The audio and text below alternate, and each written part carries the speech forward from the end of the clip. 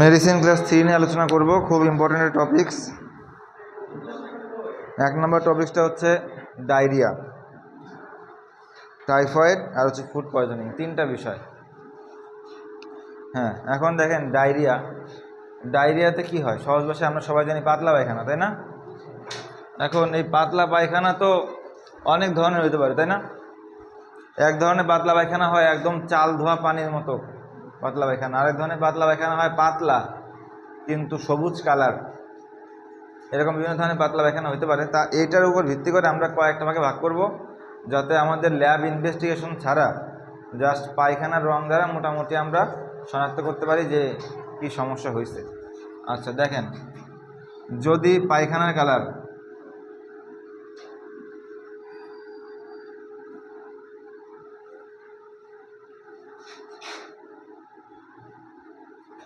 এক হচ্ছে চাল ধোয়া পানির মতো,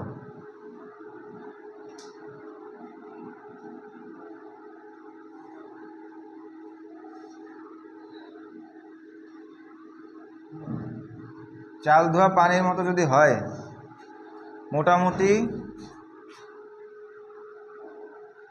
আমরা ধরে নিতে পারি এটা হচ্ছে কলেরা।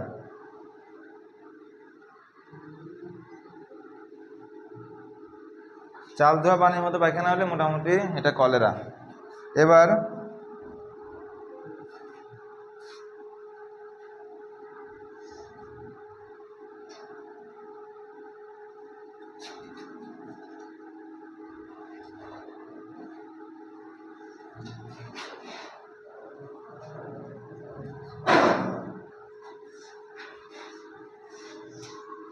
সবুজ আর পাতলা পায়খানা নরমই, একদম পাতলা পানির মতো কিন্তু সবুজ সবুজ, বিশেষ করে বাচ্চাদের এটা বেশি হয়, তাহলে এটা হচ্ছে রোটা ভাইরাস।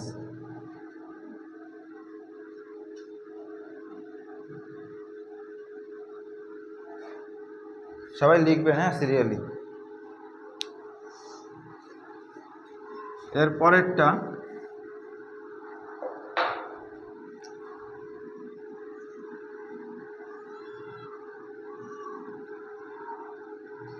পায়খানা ফেনাযুক্ত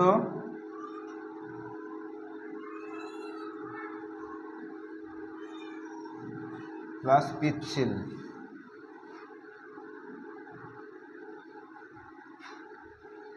ফেনাযুক্ত থাকবে, পিচ্ছিল থাকবে, হ্যাঁ।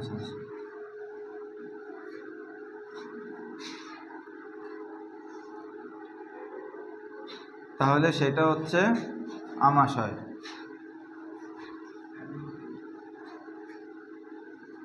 বা যেটাকে আমরা ডিসেন্ট্রি বলি।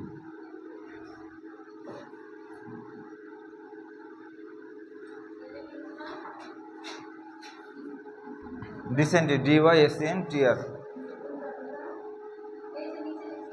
এটা ভাইরাস, রোটা ভাইরাস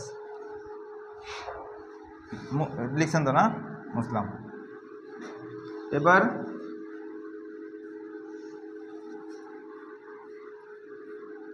এই জিনিসটাই যদি এই পায়খানা ফেনাযুক্ত, পিচ্ছিল প্লাস রক্ত থাকে,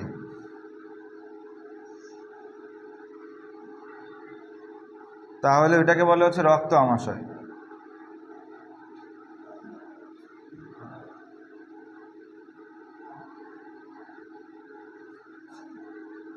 তাহলে দেখছেন, এখন কি আমরা জাস্ট খালি পায়খানার রং দেখে বলে দিতে পারবো না যে কি ধরনের পায়খানা হয়েছে? ডায়রিয়াটা নর্মালি কি, এই যে আমাদের রোটা ভাইরাস দ্বারা যেটা হয়, একটু সবুজ পায়খানা হবে এটা। কলেরাটা কি, চাল ধোয়া পানি সাদা যাবে। আর পায়খানা যদি ফেনাযুক্ত প্লাস পিচ্ছিল আমাশয় হয়, এটার সাথে নর্মালি পেট ব্যথা থাকে, আমাদের জ্বর থাকতে পারে, সেক্ষেত্রে এটা আমাশয় থাকে। এর সাথে এক্সট্রা যে জিনিসটা থাকে, জ্বর থাকতে পারবে, জ্বর প্লাস পেট ব্যথা।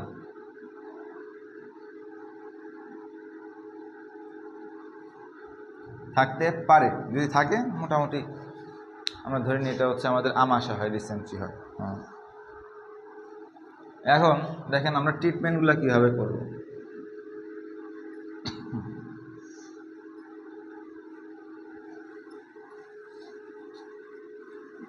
একটু যদি আমরা সহজ ভাষায় চিন্তা করি, প্রথমটা হচ্ছে কলেরা, তাই না? কলেরা হয়েছিল। কলেরা কি, আমাদের এক প্রকার ব্যাকটেরিয়া দ্বারা হয়েছিল। তারপরেরটা হচ্ছে রোটা ভাইরাস দ্বারা হয়েছিল। এখন আর পরের যেটা দুটা যে আমাশায় যে হয়েছে, আমাশাটা কি বিভিন্ন ধরনের জীবাণু থাকবে না, এক্ষেত্রে ব্যাকটেরিয়া থাকবে, অনেক কিছু থাকবে। এক্ষেত্রে আমাদের ট্রিটমেন্ট প্ল্যানিং সবগুলোই সেম, একটা দুইটা ওষুধ এদিক ওদিক যাবে। আমাদের ট্রিটমেন্ট প্ল্যানিংটা কি হইতে হবে? পাতলা পায়খানা হচ্ছে তার মানে শরীর থেকে অতিরিক্ত পানি চলে যাচ্ছে, পায়খানার সাথে অতিরিক্ত লবণ চলে যাচ্ছে, তাই না? এখন আরেকটা বিষয় আমাদের জানতে হবে, আমাদের যদি পায়খানা বেশি বেশি হয় তাহলে শরীরটা ক্ষারীয় হয়ে যায়, ক্ষারীয়। আর যদি বমি বেশি বেশি হয় সেক্ষেত্রে আমাদের শরীর হয়ে যায় হচ্ছে অ্যাসিডিক। বুঝতে পারছেন? একটা হচ্ছে অ্যাসিডিক হয়, একটা হলো ক্ষারীয় হয়। আমাদের সেভাবে সেই ট্রিটমেন্টটা নিতে হবে। এখন সহজ ভাষায় প্রথমে যেহেতু আমাদের লবণ পানি চলে যাচ্ছে, সেক্ষেত্রে আমাদের কী দিতে হবে? অবশ্যই পাতলা পায়খানা নিয়ে যখন কেউ আমাদের কাছে আসবে আমাদের লবণ দিতে হবে, তাই না? লবণ এবং পানি দিতে হবে, ফ্লুইড দিতে হবে। এখন যদি আমরা ফার্মাসি লেভেলে ট্রিটমেন্টটা করি, ফার্মাসি লেভেলে তো আর আমরা স্যালাইন দিই না, কারণ স্যালাইন দিয়ে দীর্ঘ সময় আমার ভর্তি রাখতে হয়, তাই না? আপনাদের স্যালাইনে কিছু নর্মাল নিয়ম শিখাই দিই। দেখেন, ধরেন সিএস বা এটা হচ্ছে কলেরা স্যালাইন, হ্যাঁ,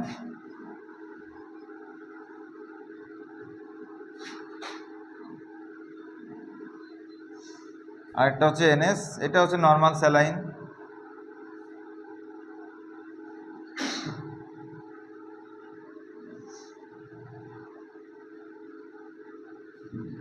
এই কলেরা স্যালাইন বা নর্মাল স্যালাইন এগুলো একটা ডোজ সম্বন্ধে আপনাদেরকে দেখাই। এগুলো প্রত্যেকটা যে এই যে আমাদের যে বোতলটা থাকে, এই বোতলে থাকে হচ্ছে 1000 সিসি।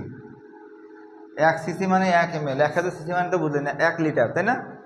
1 লিটার বা 1000 ml এরকম কাছাকাছি এরকম থাকে। এখন যদি আমরা প্রতি মিনিটে 30 ফোঁটা, ডিআর মানে হচ্ছে ড্রপ, ঠিক আছে, ড্রপ লিখলাম পার মিনিট, 30 ফোঁটা পার মিনিটে যদি আমরা দিই তাহলে একটা করে স্যালাইন 8 ঘন্টা যায়। বুঝতে পারছেন? আর যদি আমরা 20 ফোঁটায় দিই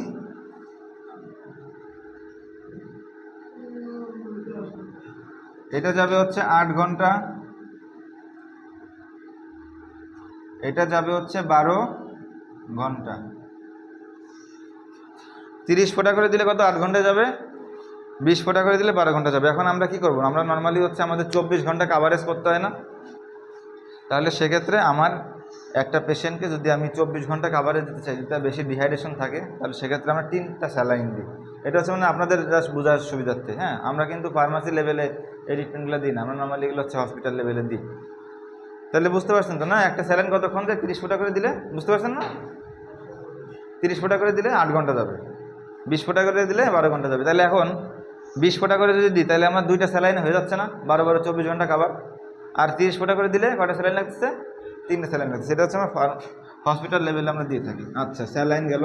এবার আপনাদের কাছে আসলে বা আমাদের কাছে আসলে আমরা হসপিটাল নাই, সেই অবস্থায় কি কি দেখব? 1 নাম্বার, ডায়রিয়ার একটা পেশেন্ট আমার কাছে আসছে, আমরা তার ডিহাইড্রেশন লেভেল চেক করবো, হ্যাঁ। 1 নাম্বার যে কাজ আমাদের, ডিহাইড্রেশন মানে বুঝছেন তো না? পানি শূন্যতা। ডিহাইড্রেশন কীভাবে চেক করব? 1 নাম্বার, আমরা তো স্কিন পিঞ্চ টেস্ট করব। আমাদের যে স্কিন আছে না, এইখানে বা এই যে এইখানে এরকম ধরে টান দিয়ে ছেড়ে দিব। নর্মালি যদি মেয়ে পেশেন্ট আসে, মেয়েদের ক্ষেত্রে আমরা এখানে হাতের এখানে দেখি, এরকম টান দিয়ে ছেড়ে দিই। সবাই এরকম টান ধরেন, এবার ছেড়ে দেন, দেখবেন সাথে সাথে চলে গেল না। কিন্তু যদি ডিহাইড্রেশন থাকতো, মানে যদি পানি শূন্যতা থাকতো, তাহলে এটা যাইতে একটু লেট হবে। অনেক সময় দেখা যায় না যে লেট আস্তে আস্তে যায়, তার মানে তার ডিহাইড্রেশন আসছে, পানি শূন্যতা আসছে। এই ডিহাইড্রেশন দেখবো, এটাকে স্কিন পিঞ্চ টেস্ট বলে। স্কিন পিঞ্চ টেস্ট করব। 2 নাম্বার কি করব? 2 নাম্বার তার চোখের দিক তাকাবো।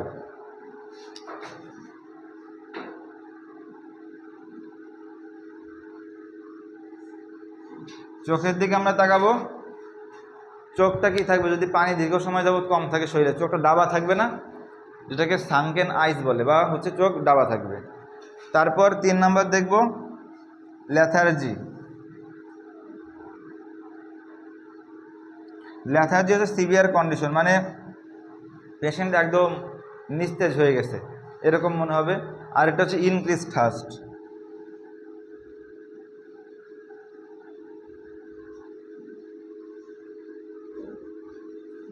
দেখেন ল্যাথার্জি মানে হচ্ছে একদম সিভিয়ার কন্ডিশন। দেখবেন আমাদের শরীর যখন খুব বেশি দুর্বল হয়ে যায় তখন কোনো কিছু খাইতেও মনে চায় না, পানি চুনিয়ে খাইতেও মনে চায় না, তাই না? আরেকটা হচ্ছে মডারেট ডিহাইড্রেশন। মনে করেন আমাদের হুট করে অনেকক্ষণ ধরে পানি আমরা খাচ্ছি না, সেক্ষেত্রে কি ইনক্রিজ থার্স্ট থাকবে না, তৃষ্ণা পাবে না? তা পেশেন্টকে আমরা স্কিন প্রিন্ট টেস্ট করলাম, যদি পজিটিভ পাই, সানকেন আইস আছে কিনা সেটাও দেখবো। সেটা যে আপনার কি অতিরিক্ত তৃষ্ণা পাচ্ছে মানে কি তার মধ্যে ফ্লুইড দরকার, তাই না? আবার যদি এরকম সে বলে যে আমার কিছুই খাইতে মন যেতেছে না, শরীর একদম নিস্তেজ হয়ে, তাইলেও বুঝতে হবে তার ডিহাইড্রেশন আছে। এই ওকে, এবার আমরা ট্রিটমেন্টটা কী দেবো দেখেন। তাহলে প্রথমে আমরা কি দেখলাম, পায়খানা কতবার করছে দেখলাম, তারপর হচ্ছে পায়খানার কালারটা দেখে মোটামুটি নির্ণয় করে ফেললাম, এবং আমরা হচ্ছে ডিহাইড্রেশন লেভেল, তার শরীরে পানি কতটুকু আছে সেটাও নির্ণয় করে ফেললাম, তাই না? এই জন্য আমার ল্যাবরেটরি টেস্টের প্রয়োজন নেই, আমরা কিন্তু প্রাথমিক সাইন সিমটম দেখে বুঝতে পারতেছি। ওকে, এখন আমরা চিকিৎসা কী দেব? মোটামুটি এটা যখন আমাদের দেখা শেষ,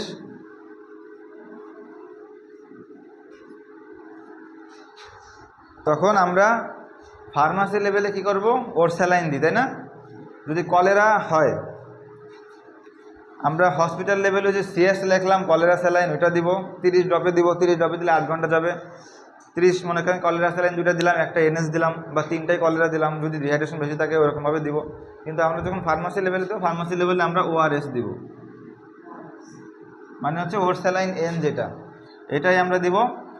এটা কীরকম দিব? যদি বড় মানুষ হয়, দেখেন ডোজটা ইম্পর্টেন্ট,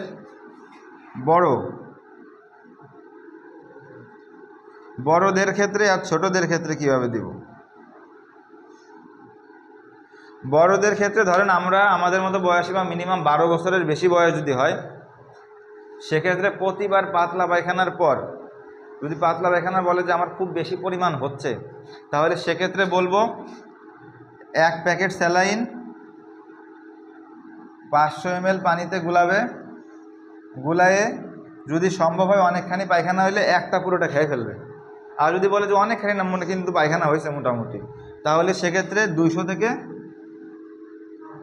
300 ml খাবে। মানে বুঝতে পারছেন, পায়খানা করছে অনেক, মনে হয়েছে যে একদম শরীরে যা ছিল সব বেড়ে গেছে, এরকম বলে না পেশেন্ট, তখন তাকে আমরা বলবো 1 প্যাকেট স্যালাইন 500 ml পানিতে গুলাবেন আপনি আগে।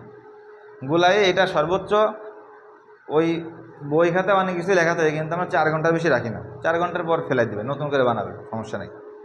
4 ঘন্টা বানিয়ে রেখে দিবে, বা যখন হবে তখন নগদ বানায় যদি অনেক বেশি পায়খানা হয়, একটা প্যাকেট স্যালাইন 500 ml পানিতে পুরোটা খাই ফেলবে। যদি পায়খানা একটু অল্প হয় বা মোটামুটি হয়েছে, তাহলে সেক্ষেত্রে 200 থেকে 300 ml খাবে, ঠিক আছে? এটা হলো বড়দের ক্ষেত্রে। আর যদি বলে যে আমার পায়খানা তো একটু পরপর হয়, না, একটু পরপরে কিন্তু এরকম পেশেন্ট বেশি পাওয়া যায়, তাই না? বলবে যে আমার তো একটু পরপর মনে হয় ঘন্টার মধ্যে 4-5 বার আমি বাথরুমে গেছি, এরকম যদি হয়, তাহলে সেক্ষেত্রে আমরা বলবো 100 থেকে 150। যদি ঘন্টায় 5-6 বারের বেশি পায়খানা করতে যায়, তাহলে সেক্ষেত্রে আমার ওই প্রতিবার পায়খানা হচ্ছে 100 ml করে খাইলো বা 150 ml করে খাইলো, আবার পায়খানা হলো আবার খাইলো। এখন যদি দেখেন বেশি কেন খাবে না, একটা মানুষ ঘন্টায় মনে করেন 5 বার বাথরুমে গেছে, তার 5 বারে কি 500 ml করে খাওয়া সম্ভব? 500 ml করে খেলে কত আসে? আড়াই লিটার সম্ভব 1 ঘন্টায়? সম্ভব না। এটা হচ্ছে আমাদের বুঝতে হবে, তাই না? পেশেন্টরা আমার বুঝাই দিতে হবে, বুঝাই দিলে কি এরকম এই জ্ঞানটা কিন্তু অনেকে আমরা দিই না, তাই না? এই কারণে কি হয়, যখন দেখবেন যে অনেক ক্ষেত্রে এরকম বলে যে আপনি স্যালাইন খান, পায়খানা হইলেই 1 লিটার 1/2 লিটার করে স্যালাইন খাবেন, সে তো মনে করেন খাইতেছে একদম ধুমায়। পরে যে কী হয়, আরও তো সারেই না, পরে যখন হসপিটালে যে ভর্তি হয়, তখন যখন আমরা সিরাম ইলেকট্রোলাইট করি, মানে আমাদের রক্তের লবণটা পরিমাপ করি, তখন দেখি যে সোডিয়াম ক্লোরাইড এগুলো অনেক বেড়ে গেছে। ওইটা আবার আরেকটা কন্ডিশন, খারাপ দিকে যাবে। হ্যাঁ, এখন তাহলে বড়দেরটা তো বুঝছেন, তাই না? ধরেন সে বললো যে ভাই আমার সারাদিনে 7-8 বার পায়খানা হয়েছে, প্রতিবার পায়খানার পর 250 থেকে 300 ml খাইলো। একটা পেশেন্ট বললো আমার 2 থেকে 3 বার হয়েছে, কিন্তু অনেকখানি করে হয়েছে, একদম পাতলা হয়েছে, সে 500 ml একবারই খাইলো, ঠিক আছে? আবার একটা পেশেন্ট বললো আমার ঘন্টার মধ্যে 4-5 বার হতেছে, তাহলে সেক্ষেত্রে 100 থেকে 150 ml খাবে। ওকে, এবার ছোট বাচ্চা দেখিতে, ধরেন একটা বাচ্চার বয়স 5 বছর, 6 বছর বা 4 বছর বয়স, তাদের ক্ষেত্রে আমরা কীরকম ট্রিটমেন্টটা দিব? বাচ্চার ওজন ধরেন 15 কেজি।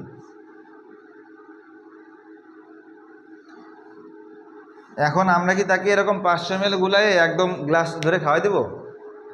এখন বাচ্চা যখন ছোটো থাকে তারা তো ফিডারে খাওয়াইতে হয়, তাই না? ফিডারে খাওয়ানোর প্রয়োজন হয় না?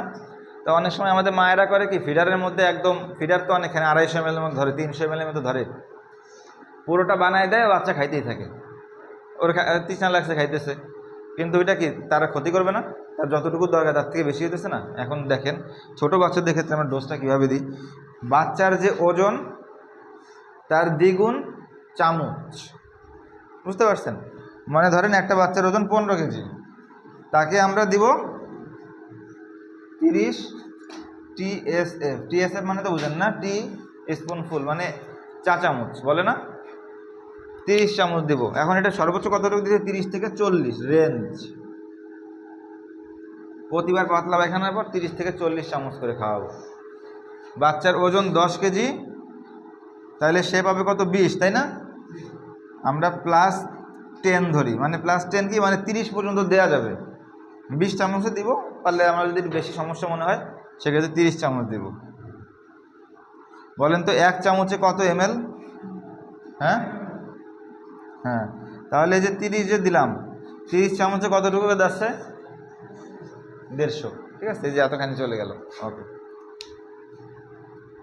এটা হচ্ছে যদি বেশি পরিমাণে হয় পাতলা পায়খানা। তাই এরকমভাবে করলে মোটামুটি আমরা আমাদের ডোজটা স্বাভাবিক রাখতে পারবো। ওকে, ওআরএস গেল। এরপর একটা দেখেন, ওআরএসটা কোথায় কোথায় আমরা দিব?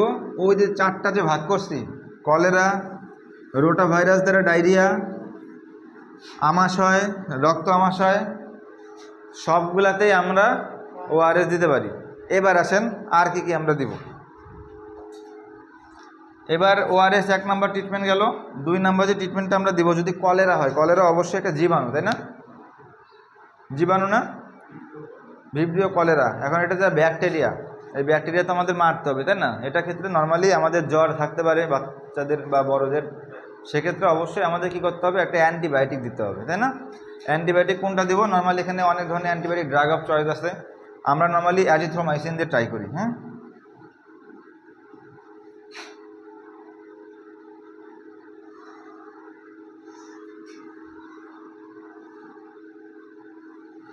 অ্যাজিথ্রোমাইসিন এর নির্দিষ্ট একটা নিয়ম আছে খাওয়ার। নর্মালি আমরা যদি অ্যাজিথ্রোমাইসিন দিয়ে শুরু করি, বড় যারা আছে বড়দের ক্ষেত্রে আমরা নর্মালি কীভাবে দিব? 2টা ট্যাবলেট একসাথে দিব।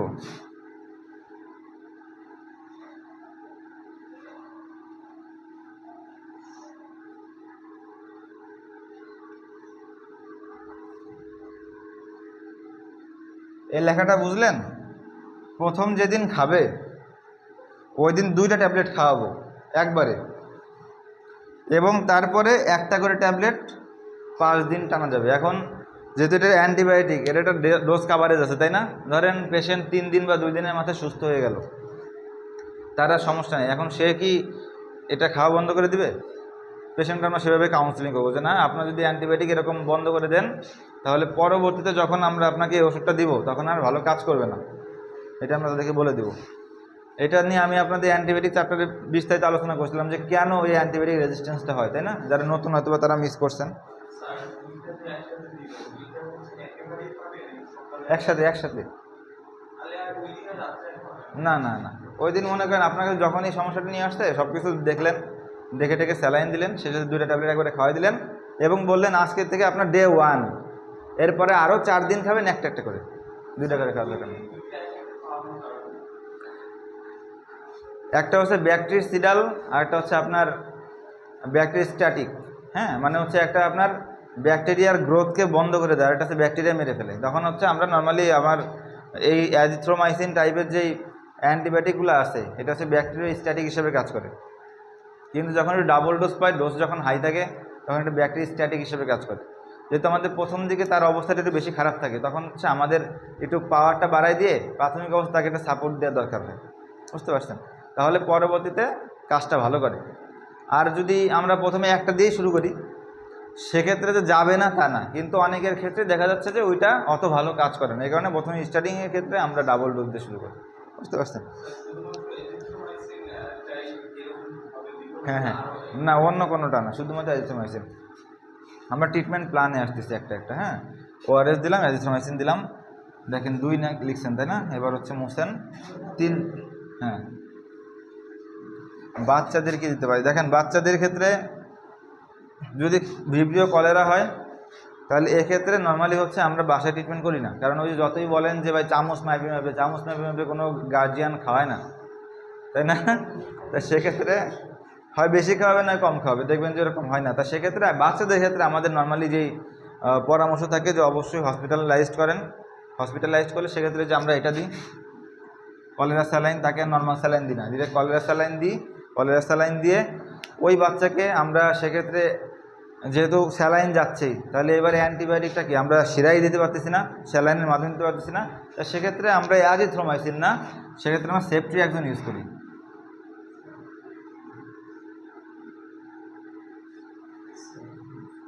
সেফট্রিয়াক্সন আমরা ইউজ করি। সেফট্রিয়াক্সনটা হচ্ছে ওজন, বাচ্চার কতটুকু ওজন সেটার উপর ডিপেন্ড করে আমরা হচ্ছে এটা ডোজ নির্ধারণ করি।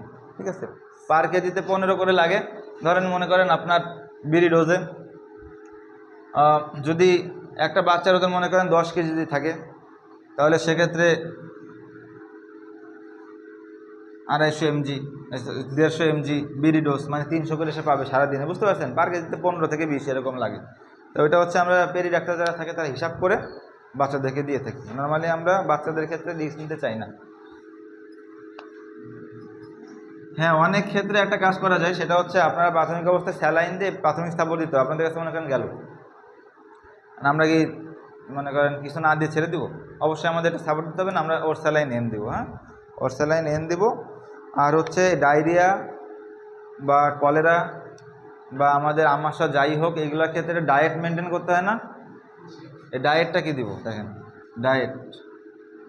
ডায়েট দিব হচ্ছে ডায়রিয়াল ডায়েট। ডায়রিয়াল ডায়েট মানে কি? পেট যাতে নরম হয়ে না যায় এরকম কোনো খাবার। এখন এরকম খাবারের মধ্যে সবচেয়ে উৎকৃষ্ট খাবার হচ্ছে 1 নাম্বার পোলাওর চালের জাউ।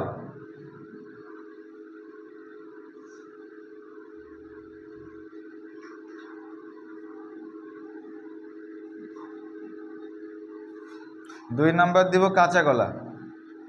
কাঁচা কলা ভর্তা বানায় না?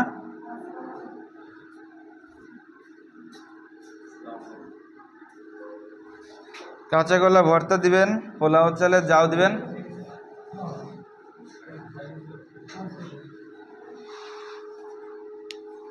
ঠিক আছে, পোলাও চালের জাউ দিবেন। মোটামুটি আমরা এইটা দিয়ে 1 দিন 2 দিন রাখবো, অন্য কোনো কিছু দিব না। অন্য অন্য কিছু খাওয়ানো যায়, যেমন ভাতের মার খাওয়ানো যায়, আপনি ডাবের পানি খাওয়াতে পারেন।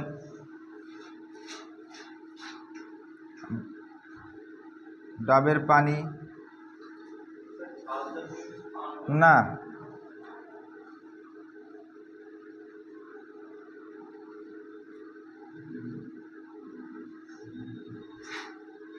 মাছের মার এই টাইপ যে ওই খাবারগুলো এগুলো দেবেন। ঝাল জাতীয় খাবার কেন খাবো না? এমনিতে তার মনে করেন ইন্টেস্টাইন বা পাকস্থলী একটু দুর্বল অবস্থায় আছে, এখন দিলে সেক্ষেত্রে ইরিটেশন হতে পারে, বমি বমি ভাব আসতে পারে, অ্যাসিডিটি হতে পারে। আচ্ছা,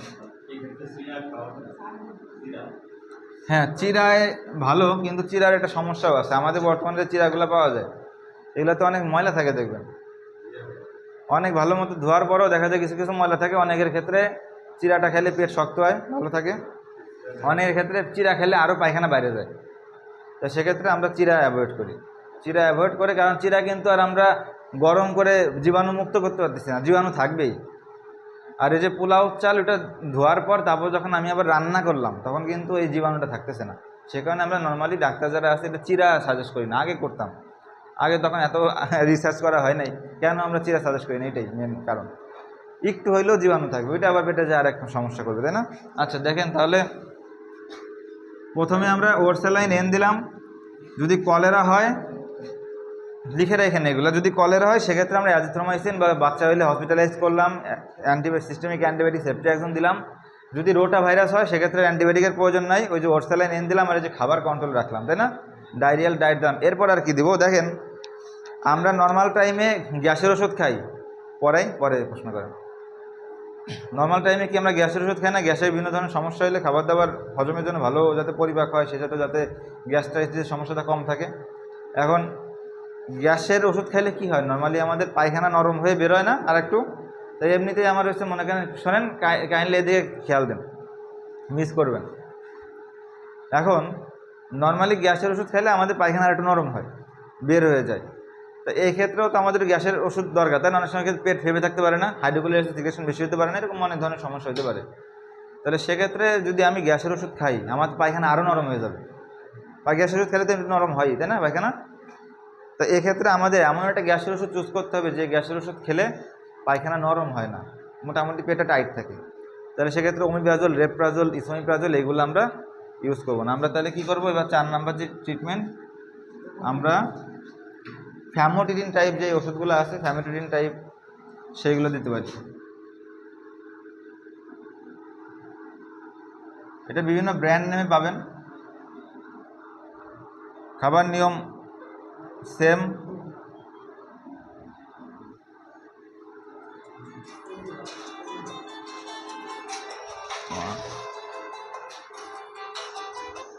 হ্যাঁ হ্যালো, হ্যাঁ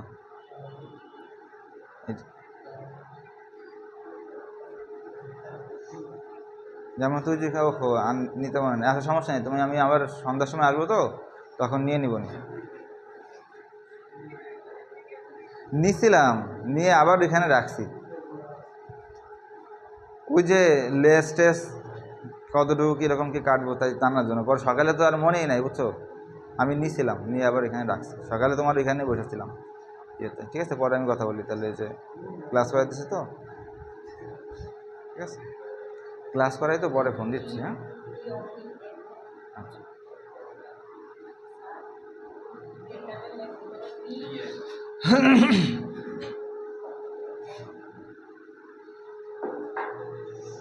দেখেন সেক্ষেত্রে হচ্ছে আমরা ফ্যামোটিড দিব।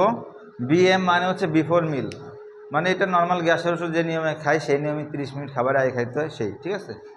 ফ্যামোটিড খাই আমরা। আচ্ছা কোনটা? B/M মানে হচ্ছে বিফোর মিল।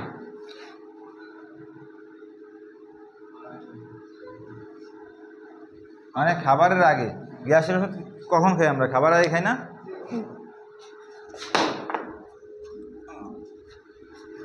গেল। তো 5 নম্বরে দেখেন কি দিব আমরা, তাহলে অ্যান্টিবায়োটিক ছাড়া এই পর্যন্ত যত ট্রিটমেন্ট সবগুলো আমরা সবগুলোতে দিতে পারতেছি, তাই না? সবগুলো সমস্যাতেই, পেটের সমস্যাতে দিতে পারতেছি। এবার 5 নম্বরে আমরা যেটা দিব সেটা হচ্ছে, যেহেতু জীবাণু আমাদের ক্ষতি করতেছে, তাই না? ব্যাকটেরিয়া হোক বা ভাইরাস হোক, আবার কিছু জীবাণু আসে না উপকার করে, আমাদের পেটকে ভালো রাখে, পায়খানা টায়খানা বা আমাদের খাবার হজম হইতে সহায়তা করে। তাহলে সেই জীবাণুটাকে আমাদের বুস্ট আপ করতে হবে, তাই না?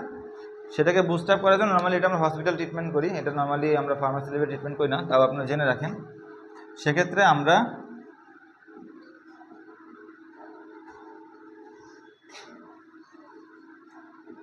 এটা ক্যাপসুল আকারেও পাওয়া যায়, 100 মিলিগ্রাম থাকে নর্মালি। এটা স্যাসেট আকারেও পাওয়া যায়। স্যাসেট মানে কি, যে পাউডারের গুঁড়া, স্যাসেট আকারে আমরা 10 বা 30 পাই মিলিগ্রাম। এখন ছোট বাচ্চা যারা থাকে তাদের ক্ষেত্রে নর্মালি আমরা যে তাদেরকে নর্মালি আমরা 10 দিয়ে থাকি। দেওয়ার নিয়মটা হচ্ছে 3 বার 6 চামচ পানিতে, বা হাফ গ্লাস, যদি 6 চামচকে ওইরকম মাপতে না পারে সেক্ষেত্রে হাফ গ্লাস পানি নেবে, নিয়ে সুন্দর করে ওই 10 যে একটা স্যাসেট আছে এটা গুলাই খাবে। আর যদি বড় পেশেন্ট হয় সেক্ষেত্রে 30 দিই। আর অনেক ক্ষেত্রে আমরা এই গুলাগুলির ঝামেলায় না গিয়ে, যেহেতু অলরেডি সে অনেক ধরনের ওয়াটার ইনটেক করতেছে, স্যালাইন খাচ্ছে, সেক্ষেত্রে আমরা ডিরেক্ট ক্যাপসুল দিয়ে থাকি, দিনে 3 বার 2 থেকে 3 দিন দিয়ে থাকি। এতে কী হবে, আমাদের যেই ব্যাকটেরিয়াগুলো উপকারী সেগুলো বুস্ট আপ হয়, সেগুলো বুস্ট আপ হলে কী হবে, নর্মালি আমাদের পেট অটো ভালো হয়ে আসে, তাই না? এটা 2 থেকে 3 দিন দিতে পারি। হ্যাঁ দেখছেন তো না, নর্মালি এগুলো ফার্মাসি লেভেলে আমরা কম ট্রাই করি।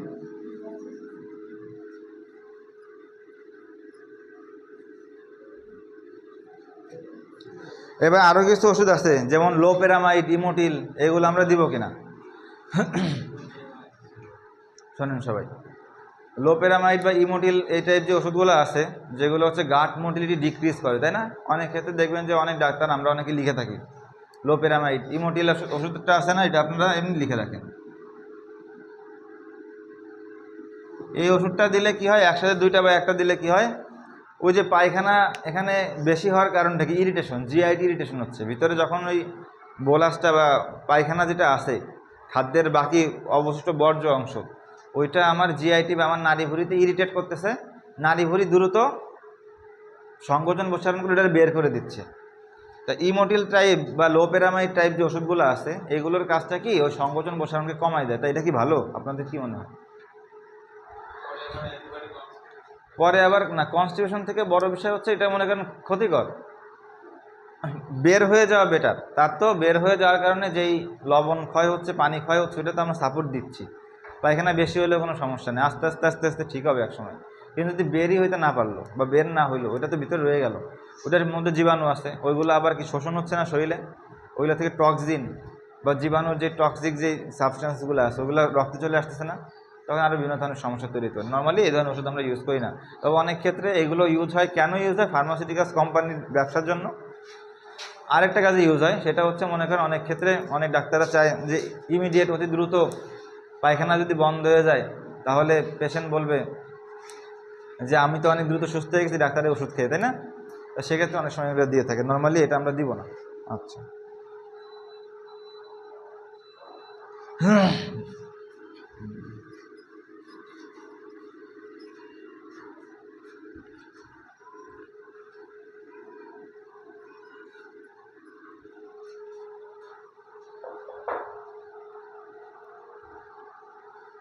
আচ্ছা, ডায়রিয়া গেল, এবার হচ্ছে টাইফয়েড। কত মিনিট এসছে? এই তো শেষের দিকে।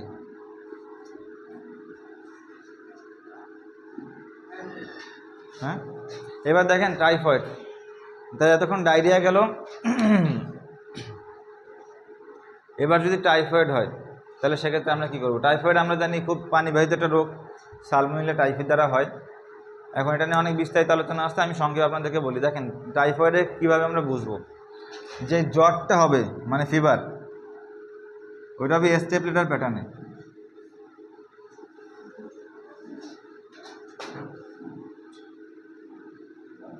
স্টেপ লেটার প্যাটার্ন মানে কি? স্টেপ ল্যাডার প্যাটার্ন মানে স্টেপ স্টেপ। হ্যাঁ, ধরেন জ্বরটা অল টাইম থাকবে এরকম, কন্টিনিউয়াস ফিভার এটা। হ্যাঁ,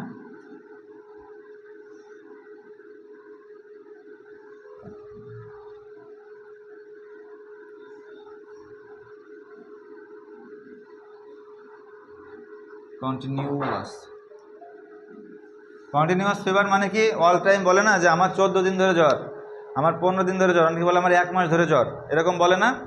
কিন্তু step letter pattern, step letter pattern মানে জ্বর থাকবে কিন্তু কম আর বেশি।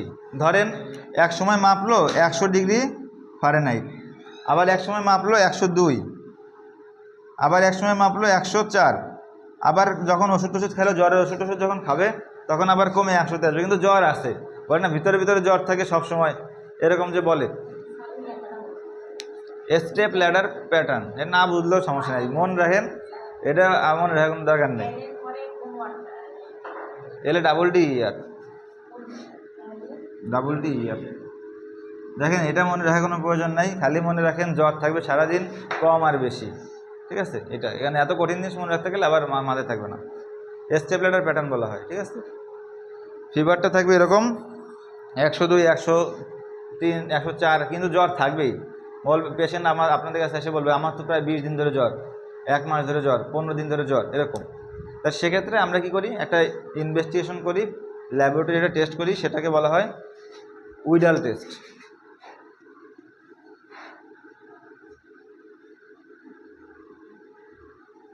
এই উইডাল টেস্টটা আমরা করি। এখন দেখেন ফিজিওলজিক্যালি মানে আমাদের এই টেস্ট করার আগে আমরা কি জ্বরের প্যাটার্নটা দেখলাম, জ্বর থাকবে অনেক দিন ধরেই থাকবে, কমবে বাড়বে, ওষুধ খেলে কমে, আবার না খেলে আবার বাড়ে, এরকম থাকবে।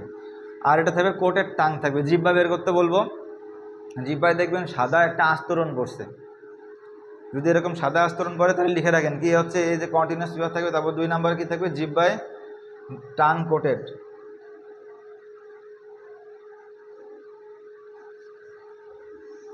জিহ্বায় সাদা আস্তরণ।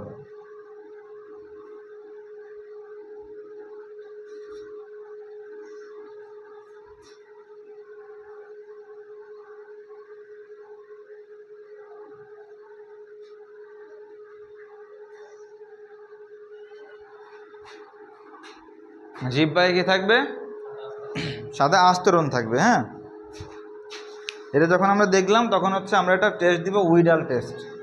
এটা হচ্ছে ল্যাবরেটরিতে আমরা করতে বলবো। এখন লেখেন নেই, এখন যে উইডাল টেস্টটা যে করলাম, উইডাল টেস্ট করে আমরা কী কী জিনিস পাই, উইডাল টেস্ট করে আমরা পাবো টিও, টিএইচ, এএইচ, বিএইচ। এগুলো আমি আপনাদের সবগুলো ব্যাখ্যা দিচ্ছি জিনিসটা আসলে কি। দেখেন এগুলো আসলে কি জিনিস, আমাদের এই যে টাইফয়েডটা যে হয়েছে এটা কি একটা ব্যাকটেরিয়া দ্বারা হয়েছে না, যেটাকে বলা হয় সালমোনিয়া টাইফি।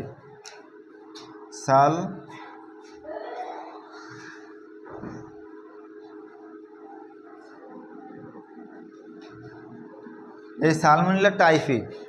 এখন এই সালমোনেলা টাইফির অনেকগুলো স্ট্রেইন আছে।